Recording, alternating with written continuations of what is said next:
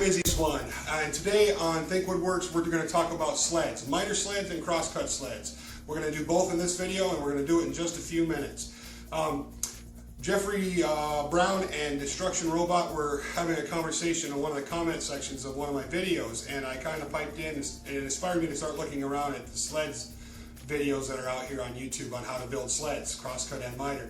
And there's a lot of really good videos out there. I definitely encourage you guys to go check them out. One of the things I noticed is that they overcomplicated it. So I'm going to break it down for you, make it super simple. We're going to build a couple sleds in just a couple minutes, and we're going to have a lot of fun doing it. You ready? Alright everybody, I got started already.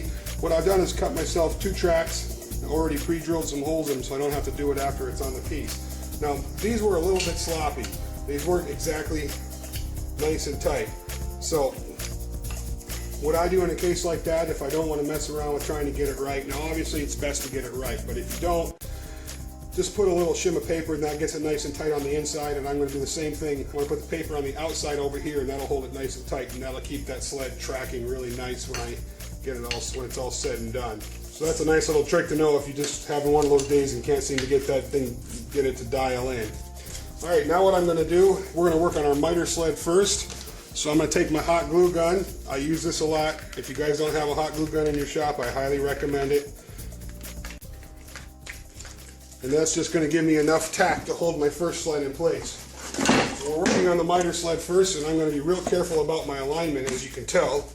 So yeah, I made sure that was nice and square to my table. See that? Now that that's done, I'm going to go ahead and gently lift it out, making sure I don't pull my tracks off. Grab some screws and run some screws in here. You know, either make sure your screws don't poke through the other side, or you might have to grind them off, which I've had to do before. Alright, now that I've got my tracks all in place, they're all screwed down, I'm just going to flip them over and find the centers there. And now what I'm going to do is turn my saw on and run it up to about maybe a little over 2/3 of the way.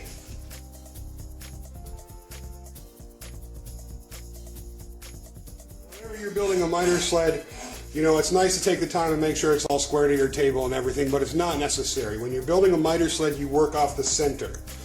And that's a nice trick to know in woodworking. If you start learning to work off centers, you're going to go, your woodworking is going to progress faster, and you're going to get a lot faster at it. So now I'm just taking my framer square, and I know this square is good because I've used it and I've checked it. And then I'm just going to make sure, I'm going to put a piece of shim in there. And that's going to keep it square. That's going to keep me square to that line all the way across. So then I'm just going to put a pencil mark.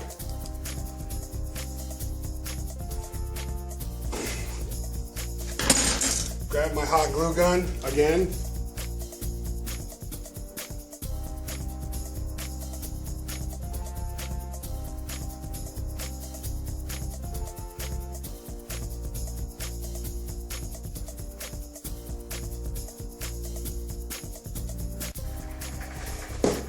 Now I'm going to grab the miter sled, do the same thing. I'm just going to cut a line.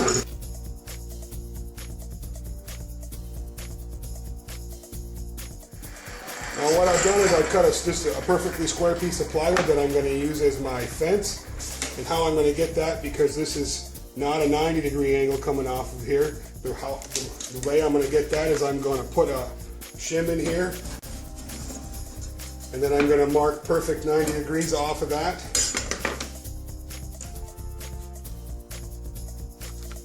Right down where I want the tip of my sled to be. You guys can see that.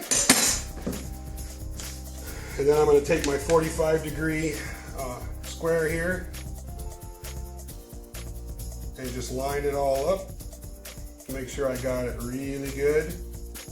Now if you're a little bit off, you cut one on this side and one on that side, join them together, it's always going to be a 45. But if you're, you know, a ½ a degree off and you cut one side on this, then you flip the other piece over and cut it on the same side, when you join those, you're going to be at 1 degree off. And I know that doesn't sound like much, but it can add up to things when you're building fine cabinetry. So now I'm just going to put my hot glue gun on here. Slap that in place, make sure it is really accurate there to my lines. Go ahead and set it down.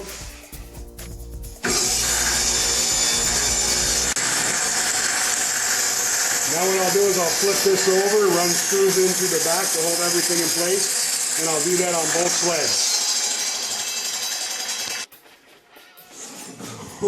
And I know it looks crazy, but as long as you work off your centers and you line everything up to your centers, you're always going to get a good miter and you'll always get a good cross cut as long as everything's, you know, squared or lined up with your centers. So let's test it out.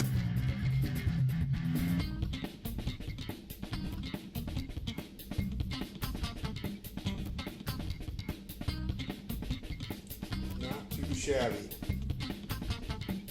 Hey, I realize this video might have been a little bit crazy, but the point I'm trying to make with this is that if you work off that center whenever you're building a sled, your sled's always going to end up cutting right. You know, it's nice to have it square with the table and with the fence and all that, but the most important thing you need to do when you're building a sled, and this is more for the beginners, I know a lot of you guys know this already, is work off the center. In fact, learning to work off center in most of your woodworking will help you become more proficient when you're doing layouts, when you're doing designs. If you work from a center point, you know, from center point to center point rather than the outside of a dimensional piece to the outside of a dimensional piece, you become much more accurate and much quicker at what you're doing. Thanks for watching, guys. We'll talk to y'all later.